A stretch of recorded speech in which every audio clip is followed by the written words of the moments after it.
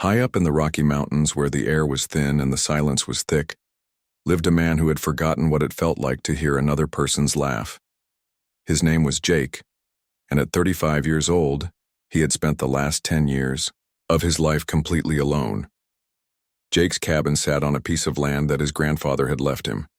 It was a good spot, protected from the worst winds by tall pine trees, with a clear view of the valley below. The cabin itself wasn't fancy, but Jake had spent years fixing it up with his own hands. He'd replaced the roof twice, built new kitchen, cabinets, and even installed a wood-burning stove that kept the place warm through the brutal mountain winters. Every morning, Jake would wake up to the sound of birds chirping outside his window. He'd make his coffee in the same blue mug he'd been using for years, eat his breakfast at the small wooden table he'd made himself, and then start his daily routine. Sometimes he'd chop wood. Other days, he'd work on his wood-carving projects, making small animals and decorative bowls that he'd sell to a shop in the nearest town, about 40 miles down the mountain road. The town trips happened once a month, when Jake would load up his old pickup truck with his wooden creations and drive down the winding mountain roads. He'd sell his work, buy supplies, and get his mail from the post office. The postmaster, Old Bill, was probably the closest thing Jake had to a friend, though their conversations never lasted more than 5 minutes. "Any interesting mail today?" Jake would ask, the same question every month. "Nothing too exciting," Old Bill would usually reply, handing over bills and advertisements. But Jake kept hoping for something different, something that might change his quiet, predictable life. The loneliness hadn't always been this heavy. When Jake first moved to the mountain after his grandfather died, he thought the solitude would be peaceful. He'd spent his 20s working as a park ranger, dealing with crowds of tourists every day. The idea of quiet mornings and no schedules had seemed like paradise. For the first few years, it really was peaceful. Jake learned to identify different bird calls. He discovered which streams had the best trout fishing. He became an expert at predicting weather changes just by watching the clouds. The mountain became his world, and he thought it was enough. But as the years passed, the quiet started feeling less like peace and more like emptiness. Jake would catch himself talking to the squirrels that visited his porch, just to hear a voice, even if it was his own. He'd listen to the radio more often, not for the music, but for the sound of human conversation. Sometimes he'd keep the radio on all day, just for the background noise of people talking.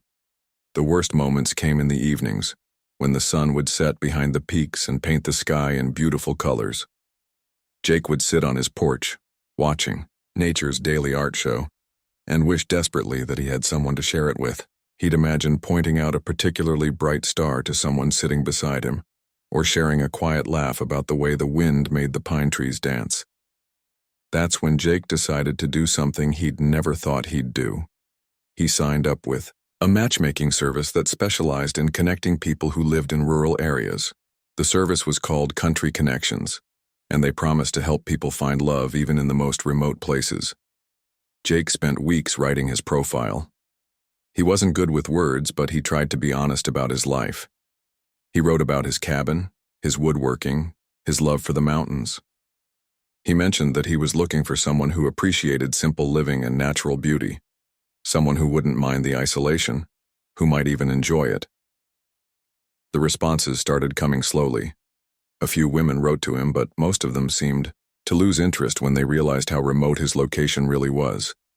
One woman from Utah wrote several letters, but when Jake sent her photos of his cabin, she stopped writing. Another woman seemed interested until she learned that the nearest grocery store was 40 miles away. But then came a letter from someone named Lisa. She lived in Denver, she said, but had grown up on a ranch. She wrote about missing the quiet of rural life, about being tired of city noise and crowds. Her letters were thoughtful and warm. She asked questions about Jake's woodworking and shared stories about her own love of hiking and camping. For 3 months, Jake and Lisa exchanged letters and phone calls. Jake found himself looking forward to mail day like a kid waiting for Christmas. Lisa's letters made him laugh. She had a funny way of describing her city job and the strange people she met on the bus. She sent him photos of herself hiking in the mountains outside Denver, and Jake thought she looked exactly like the kind of person who belonged in his mountain world. Lisa wrote about wanting a simpler life, about dreaming of waking up to mountain views instead of traffic noise. She said she'd love to learn woodworking, that she'd always been good with her hands. In her last few letters, she began hinting that she might be ready to make a big change in her life. The phone calls were even better than the letters. Lisa's voice was warm and musical, with a slight Western accent that reminded Jake of his grandmother. They'd talk for hours about everything and nothing, the weather, their childhoods, their hopes for the future. Jake found himself sharing things he'd never told anyone, stories about his grandfather and dreams he'd kept hidden even from himself. After months of correspondence, Lisa finally suggested they meet in person. She proposed taking a bus up to the mountain town closest to Jake's cabin. They could spend a weekend getting to know each other face to face, and if things went well, maybe they could start planning a future together. Jake was nervous but excited. He spent 2 weeks preparing for Lisa's visit. He cleaned the cabin from top to bottom, fixed a loose board on the front porch, and even carved her a small wooden flower as a welcome gift. He planned out meals they could cook together and hiking trails he wanted to show her. He imagined sitting with her on his porch in the evenings, finally having someone to share those beautiful sunsets with. The night before Lisa was supposed to arrive, Jake barely slept. He kept getting up to check that everything in the cabin was perfect. He practiced what he would say when he first saw her, running through different greetings in his mind. He'd never felt so hopeful about anything in his entire life. In the morning, Jake drove his pickup truck down the mountain roads to the bus station in town. He wore his best shirt and carried a small bouquet of wildflowers he'd picked near his cabin. His hands were shaking slightly as he waited for the bus to arrive. This was it, the moment that might change his entire life. As the bus pulled into the station, Jake's heart was beating so fast he could hear it in his ears. He stood near the bus door, flowers in hand, searching the faces of the passengers as they stepped down. He was looking for Lisa's familiar smile, her brown hair, the hiking boots she'd mentioned wearing for the mountain trip. But what happened next would change everything in ways Jake never could have imagined. The bus door opened with a loud hiss, and Jake watched as passengers began stepping down onto the dusty ground of the mountain town's small station. An elderly man with a walking cane came first, followed by a woman carrying grocery bags. Then, a teenager with a backpack. Jake kept looking for Lisa's face, his grip tightening on the wildflowers in his hand.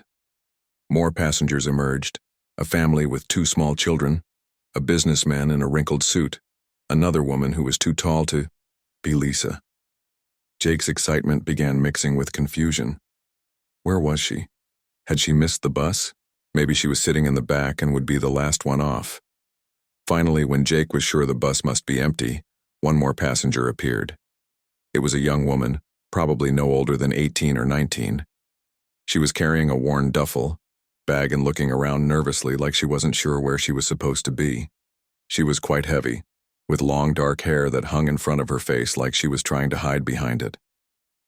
The bus driver started to close the door, and Jake realized with growing panic that Lisa wasn't coming. He approached the young woman thinking maybe she had seen Lisa on the bus or knew something about what had happened. "Excuse me," Jake said, trying to keep his voice calm despite his disappointment. "Did you happen to see a woman named Lisa on the bus? Brown hair, about 30 years old?" The young woman looked up at him with wide, frightened eyes. She was even younger than Jake had first thought, with a round face and the kind of scared expression that made Jake's protective instincts kick in immediately. "Are you Jake?" she asked quietly, her voice barely above a whisper. Jake was so surprised he almost dropped his flowers. "Yes, I'm Jake. But how do you know my name?" The girl shifted her duffel bag to her other shoulder and took a deep breath like she was preparing to deliver bad news. "I'm Amy," she said. "Lisa isn't coming. She sent me instead." Jake felt like the ground had shifted under his feet. "She sent you instead? I don't understand. Who are you?" Amy's story came out slowly, in bits and pieces that Jake had to put together like a puzzle. She had been living in a group home in Denver, aging out of the foster care system with nowhere to go. She'd been working part-time at a diner where Lisa was a regular customer. Over months of serving Lisa coffee and sandwiches, Amy had heard all about Lisa's correspondence with a mountain man named Jake. But Lisa had never been serious about leaving her city life. She was actually engaged to her boyfriend of 5 years. And writing to Jake had started as entertainment, something romantic and exciting to think about during her boring office job. She'd been stringing Jake along without any real intention of meeting him. When Lisa decided to end the correspondence, she'd felt guilty about disappointing Jake. That's when she'd noticed Amy's situation, a young woman with no family, no real home, and no future prospects. Lisa had convinced herself she was doing a good deed by giving Amy her bus ticket and suggesting she go to Jake instead. She said you seemed like a kind person, Amy explained, her voice getting even quieter. She said maybe you could help me figure out what to do next. I know it's not what you expected. I know you were waiting for her, not me. But I didn't have anywhere else to go. Jake listened to this explanation in stunned silence. He looked at Amy, really looked at her, and saw a scared teenager who had been abandoned by adults her entire life. She was nothing like what he'd been expecting, nothing like the woman he'd been falling in love with through letters and phone calls. But she was here. She was vulnerable, and she needed help. Lisa isn't coming at all, Jake asked, though he already knew the answer. Amy shook her head. She got married last week. She said to tell you she was sorry, but her life was in Denver and she couldn't leave it. The disappointment hit Jake like a physical blow. All those letters, all those phone calls, all those dreams he'd built up over the past 3 months, none of it had been real. Lisa had been playing a game while Jake had been planning a future. But looking at Amy, Jake realized that his disappointment wasn't the most important thing happening at this moment. This girl was 18 years old, completely alone in the world, and she'd just traveled hundreds of miles to meet a stranger because she had no other options. Where were you planning to go if I wasn't here? Jake asked. Amy shrugged, trying to look braver than she clearly felt. I would have figured something out, I always do. Jake thought about his empty cabin up on the mountain, about the dinner he'd planned to cook for Lisa, about the spare bedroom that hadn't been used in years. He thought about his own loneliness and how it felt to have no one in the world to count on. Look, Jake said carefully, this isn't what either of us expected, but you're here now and it's getting dark and the next bus doesn't come through town for 3 days. You can come up to my place for tonight at least. We'll figure out what to do next after you've had some food and rest. Amy's eyes filled with tears, though she tried to blink them away quickly. You don't have to do that. I know you don't want some stranger messing up your life. You're not messing up anything, Jake said, and as he spoke the words, he realized they were true. His life was already pretty messed up, lonely and repetitive and going nowhere. Maybe having an unexpected houseguest wouldn't make things worse. Maybe it would even make things better. The drive up the mountain was quiet except for the sound of Jake's old pickup truck straining against the steep roads. Amy sat pressed against the passenger door, staring out at the pine trees and rocky cliffs. Jake glanced at her occasionally, trying to figure out what he'd gotten himself into. Amy was clearly nervous about being alone with a strange man in the middle of nowhere. She kept her duffel bag clutched tightly in her lap and flinched slightly whenever Jake spoke to her. Jake realized she probably had good reasons to be wary of men, especially older men who offered her help. I have a spare bedroom, Jake said as they drove. Door has a lock on it. You don't have to worry about anything like that from me. I'm just offering you a safe place to stay until we figure out your next step. Amy nodded but didn't say anything. Jake decided to fill the silence by talking about the scenery, pointing out landmarks and explaining how the mountain roads worked. Gradually, Amy began to relax slightly, even asking a few questions about the wildlife and the weather. When they reached Jake's cabin, Amy's reaction surprised him. Instead of looking disappointed by the simple, rustic building, her face lit up with something like wonder. It's beautiful, she said quietly, and Jake could tell she meant it. As they walked up to the front porch, Jake realized that this wasn't how he'd imagined this day ending. Instead of romantic dinners and long conversations with the woman he'd been falling in love with through letters, he was about to have dinner with a scared teenager who'd been abandoned by everyone who was supposed to care about her. But looking at Amy's face as she took in the mountain view and breathed the clean air, Jake thought maybe this unexpected turn might not be the disaster it had seemed like at first. Maybe sometimes the best things in life were the ones you never saw coming. The first week with Amy in the cabin was awkward in ways Jake hadn't expected. He was used to his routines, his quiet mornings, his predictable days. Suddenly having another person around, especially a teenage girl who jumped at sudden noises and barely spoke above a whisper, made everything feel different. Amy spent most of those first days sitting quietly in the corner of the living room, reading old magazines Jake had lying around or staring out the window at the mountain view. She was polite but distant, saying thank you and excuse me constantly, like she was afraid of taking up too much space or causing any trouble. Jake tried to give her room while still making sure she felt welcome. He cooked meals for both of them but didn't push her to talk if she didn't want to. He showed her how to work the wood-burning stove and where to find extra blankets, basic things that would help her feel more comfortable. But it was obvious that Amy had lived a hard life. She woke up early every morning, sometimes before dawn, and Jake would hear her moving quietly around the kitchen. When he got up, he'd find that she'd already made coffee and was sitting at the table with her hands wrapped around a mug, looking like she'd been awake for hours. "You don't have to get up so early," Jake told her one morning. "This isn't a group home. There aren't any rules about wake-up times here." Amy looked at him with surprise, like the idea of sleeping in was completely foreign to her. "I've always gotten up early," she said. "I like the quiet time before the day starts." Jake understood that feeling completely. Some of his best moments on the mountain happened in the early morning hours, when the world felt fresh and full of possibility. Maybe Amy understood mountain life better than he'd thought. As the days passed, Jake began to notice small changes. Amy started leaving her room more often, spending time on the front porch or helping with simple chores around the cabin. She was surprisingly good at practical tasks. She could organize a cluttered shelf in minutes and had an eye for making the cabin feel more welcoming. One morning, Jake came into the kitchen to find that Amy had rearranged his spice shelf and organized his cooking utensils in a way that actually made more sense than his system. "I hope you don't mind," Amy said quickly, seeing his surprised expression.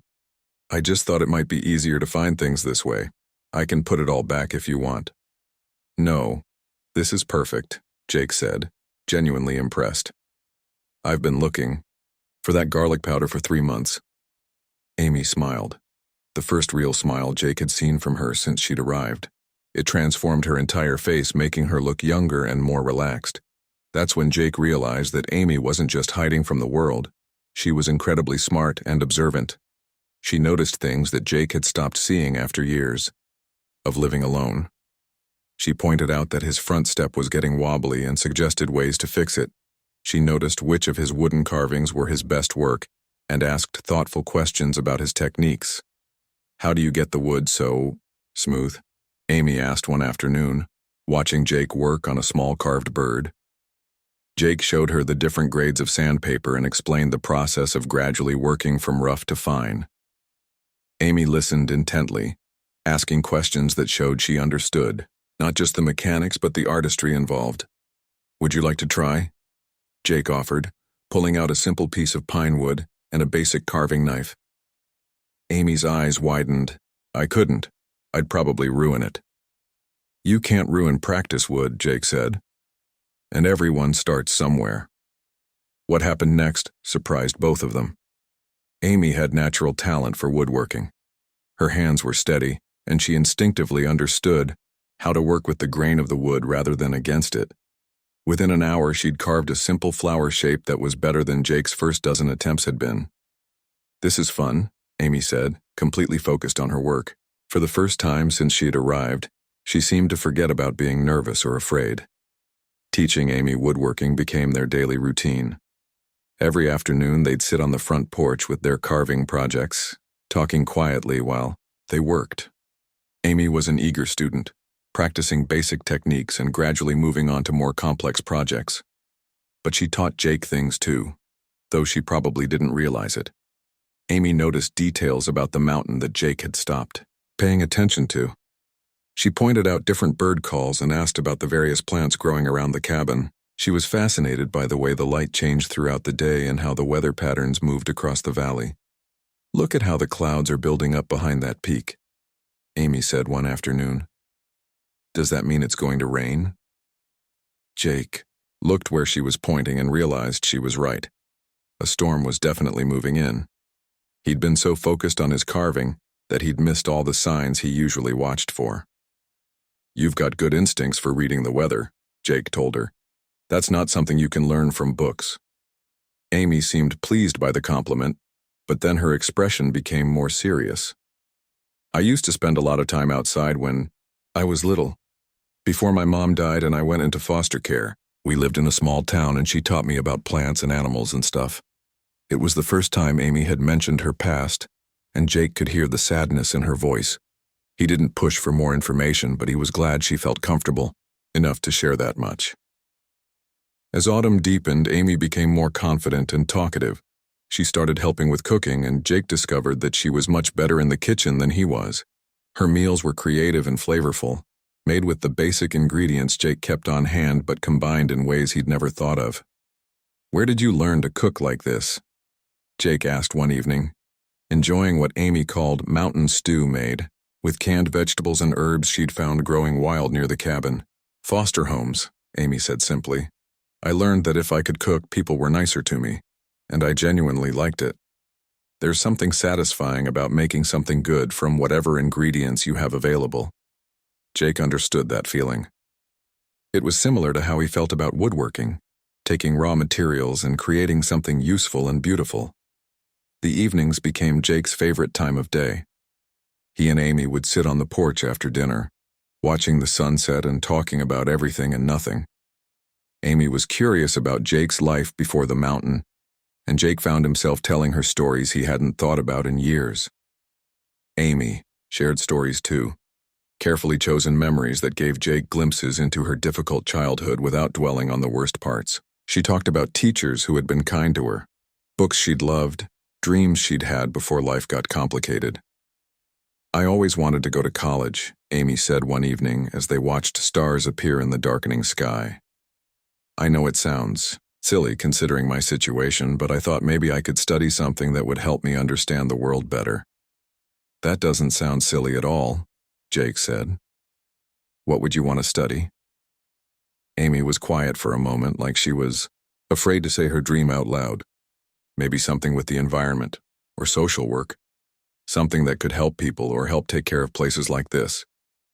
Jake looked at Amy's face in the starlight and saw not just a scared teenager, but a young woman with intelligence, compassion, and untapped potential. For the first time since she'd arrived, he began to think about what might happen if she stayed longer than just a few weeks. But he also knew that Amy needed to make her own choices about her future. She'd spent her whole life having decisions made for her by other people. Whatever happened next had to be something she chose for herself.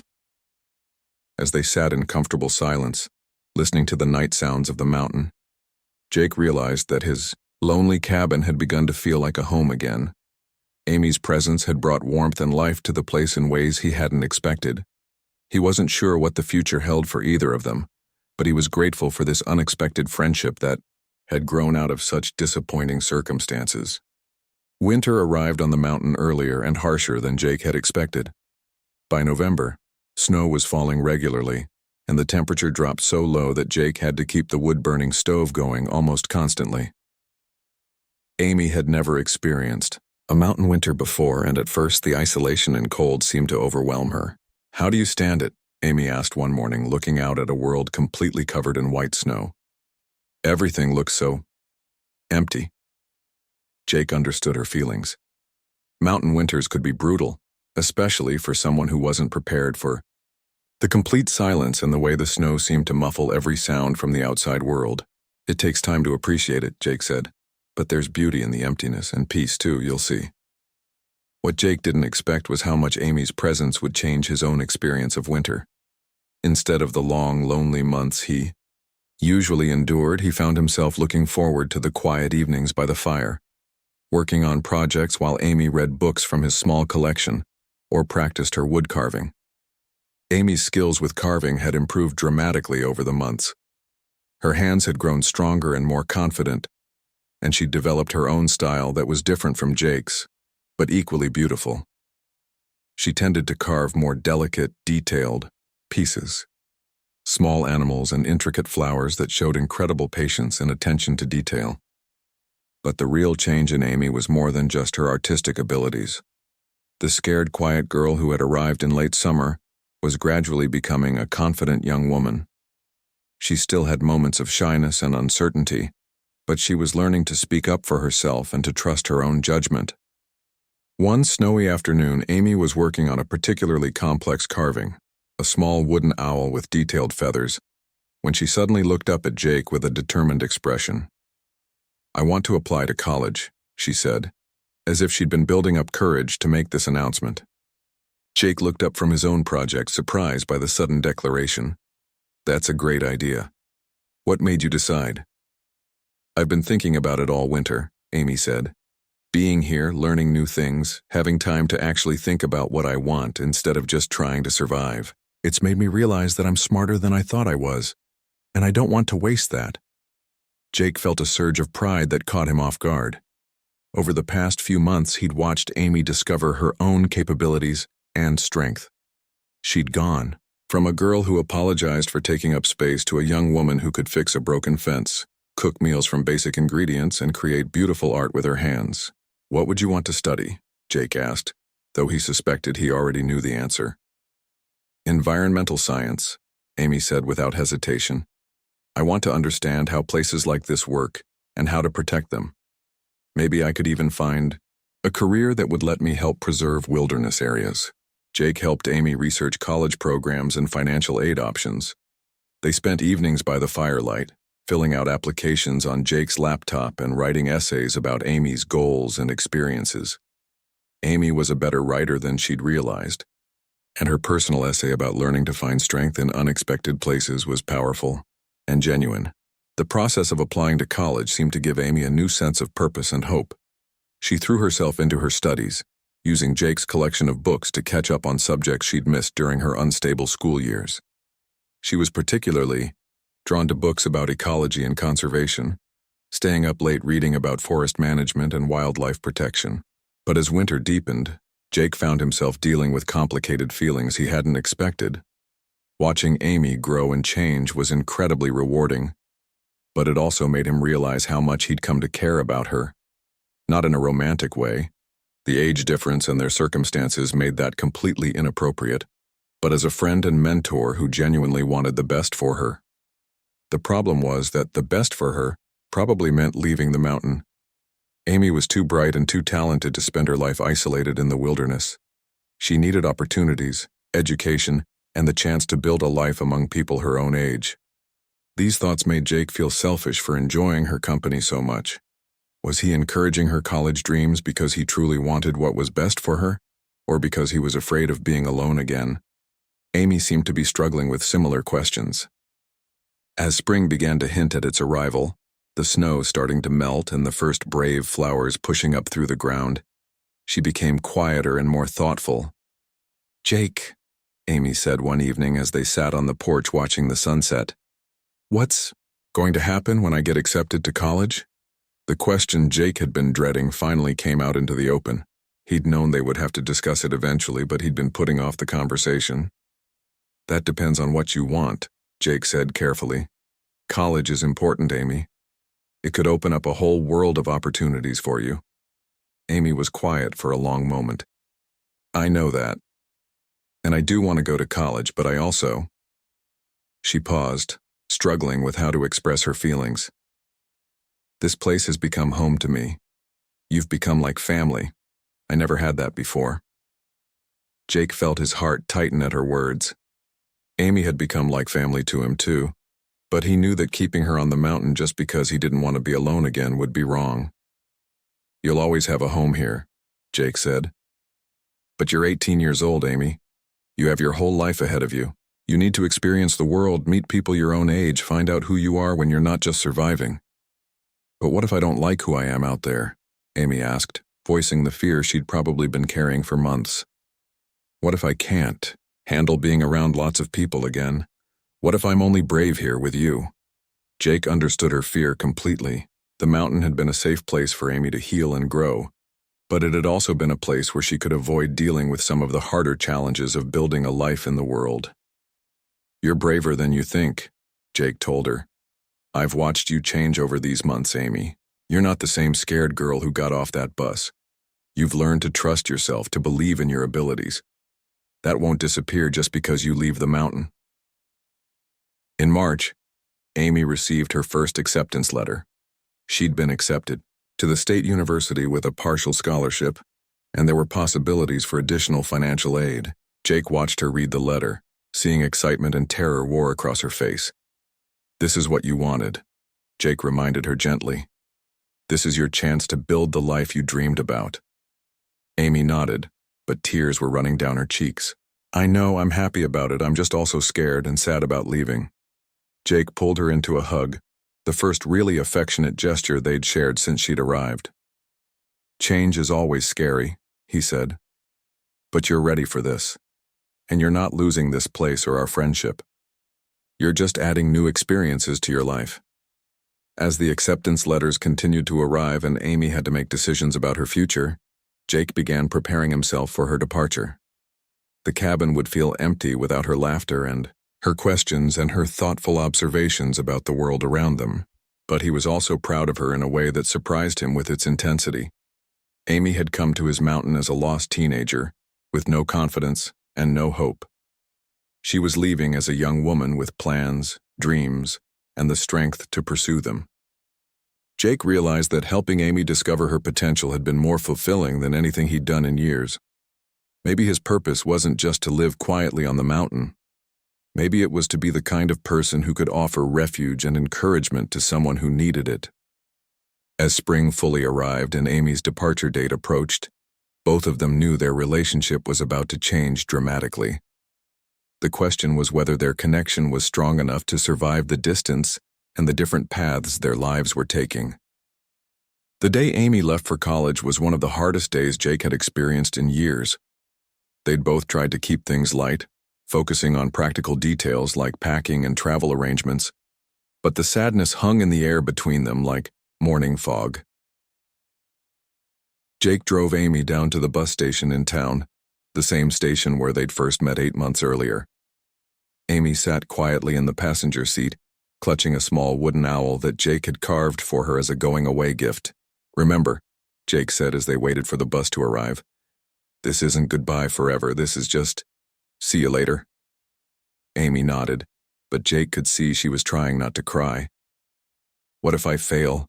What if I can't handle college life and I come running back here in 2 weeks? Then I'll be here, Jake said simply. But you won't fail, Amy. You're one of the strongest people I've ever met. When the bus arrived, Amy hugged Jake tightly. Thank you, she whispered. For everything. For seeing something in me that I couldn't see in myself. Jake watched the bus disappear down the mountain road, taking Amy toward a future that was bright with possibility but uncertain in its details. Then he drove home to his empty cabin and tried to figure out how to rebuild his solitary life. The first few months without Amy were difficult. Jake had grown accustomed to having someone to share his daily experiences with, someone to cook for, someone to teach. The cabin felt too quiet, and his routines felt hollow and pointless. But Amy called every few weeks, and her voice was full of excitement about her new experiences. She was doing well in her classes, especially her environmental science courses. She'd made friends with her roommate and had joined a hiking club that reminded her of her time on the mountain. I'm still shy sometimes, Amy told Jake during one of their phone calls. But I remember what you taught me about being confident in my abilities. When I feel overwhelmed, I think about carving wood on your porch and it helps me focus. Jake was proud of Amy's progress, but he also noticed changes in himself that her absence had brought to light. Living with Amy had awakened something in him that had been dormant for years, a desire to nurture and protect, to be part of someone else's growth and happiness. Jake began volunteering with a program that helped at-risk teenagers in the mountain communities. He taught woodworking classes at a local youth center and found that he had a natural talent for connecting with young people who had experienced hardship. Amy's influence had taught him to see past defensive exteriors to the potential that lay underneath. 2 years passed. Amy continued to excel in college, making Dean's List multiple times and getting involved in research projects with her professors. She spent her summers working at national parks, gaining experience in the field she wanted to pursue as a career. Jake received postcards from her various summer jobs: Yellowstone, the Grand Canyon, Olympic National Park. She was seeing the world and building a life exactly as she should be. But then, during Amy's junior year of college, something changed in their phone conversations. Amy seemed less enthusiastic about her classes and more nostalgic about her time on the mountain. "I love what I'm learning," Amy told Jake during one call. "But I miss the simplicity of mountain life. I miss working with my hands and having time to really think about things." "College is temporary," Jake reminded her. "You'll find ways to incorporate what you love into your career." "I know," Amy said. "It's just, I sometimes wonder if I left something important behind when I came to college." Jake wondered what she meant by that, but he didn't want to assume too much. Amy was 20 years old now, still figuring out who she was and what she wanted from life. The answer came 6 months later, when Amy called Jake with unexpected news. "I'm coming home for the summer," Amy said. "Not to a national park job this time. To the mountain. To you." Jake felt his heart skip in a way that surprised him. "Are you sure? You've got great opportunities for summer internships." "I turned them down," Amy said, and Jake could hear the determination in her voice. "I need to come home, Jake. There are things I need to figure out, and I can't do it from here." When Amy stepped off the bus that summer day, Jake barely recognized her. She was still the same person, but she carried herself differently now. She was confident and self-assured, no longer the scared teenager who had arrived 3 years earlier. She was a young woman who knew her own mind and wasn't afraid to speak it. "You look good," Jake said, though that was an understatement. Amy looked radiant, healthy, and happy. "So do you," Amy replied, and Jake caught something in her tone that made him look at her more carefully. The first few weeks of Amy's summer visit felt like old times, but with an undercurrent of something new. Amy threw herself back into mountain life with enthusiasm, helping Jake with his woodworking projects and taking long hikes to reacquaint herself with the wilderness she'd missed. But Jake noticed that Amy looked at him differently now. There was an awareness in her eyes that hadn't been there when she was 18, a way of watching him that made Jake's heart beat faster and his thoughts become confused. One evening, as they sat on the porch watching the sunset, a scene that had been repeated hundreds of times over the years, Amy finally spoke the words that Jake had been both hoping for and dreading. "Jake," Amy said quietly, "I need to tell you something." Jake's stomach tightened. "What is it?" Amy turned to face him directly, her expression serious but unafraid. "I'm in love with you. I have been for a long time, probably since that second winter we spent together. I know it's complicated because of our history and the age difference, but I'm not a teenager anymore. I'm 20 years old, I know my own mind, and I know how I feel." Jake felt like the world had tilted sideways. He'd had feelings for Amy too, feelings he'd buried because they seemed inappropriate and complicated. But hearing her say the words out loud made everything real in a way that was both thrilling and terrifying. "Amy," Jake said carefully, "you know how much you mean to me, but I need to be sure you're making this decision for the right reasons. I don't want you to feel like you owe me anything, or like this is just familiar and comfortable because it's what you know." Amy smiled, and Jake saw in that smile the confident young woman she'd become. "I've spent 2 years in college, Jake. I've met lots of people, dated other guys, experienced life away from the mountain. I know the difference between gratitude and love, between comfort and passion. What I feel for you is real, and it's my choice." Jake looked at Amy, really looked at her, and saw not the vulnerable girl he'd helped, but a strong, intelligent woman who was offering him her heart freely and honestly. "I love you too," Jake said, the words feeling both natural and revolutionary. I've loved you for a long time, but I didn't think I had the right to feel that way. You have every right, Amy said, moving closer to him on the porch swing. We both do. Their first kiss happened as the sun disappeared behind the mountain, peaks painting the sky in shades of pink and gold. It was gentle and tentative at first, then deeper as they both realized that this was real. This was happening. This was right. Amy finished college the following year, but she spent her summers on the mountain with Jake, and their relationship deepened and grew stronger. When she graduated with honors and a degree in environmental science, she had multiple job offers from conservation organizations, but Amy had already made her choice. She accepted a position with the Forest Service that would allow her to work in mountain wilderness areas, protecting and preserving the kind of places that had saved her life and taught her to believe in herself. Jake and Amy were married the following spring in a simple ceremony on the mountain where they'd found each other. The guest list was small, a few friends from town, some of Amy's college friends, and several of the young people Jake had mentored through his volunteer work. As they exchanged vows with the mountain peaks as their backdrop, Jake marveled at the unexpected path that had led them to this moment. He'd been waiting for love in the form of Lisa, a woman who had never truly existed.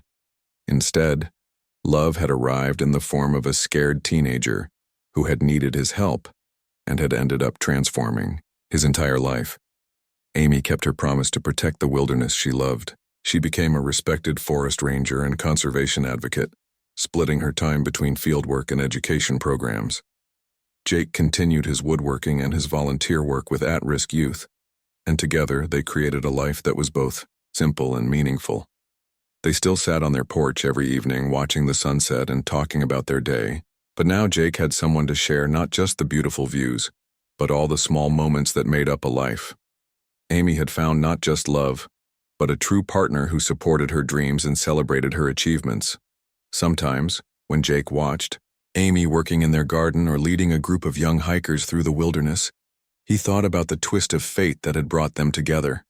Lisa's deception had seemed like a devastating disappointment at the time, but it had actually been the beginning of the greatest love story of his life. Amy had arrived on his mountain as a girl with nowhere to go. She'd stayed as a woman who had chosen exactly where she belonged. And Jake had discovered that sometimes the most beautiful things in life were the ones you never saw coming.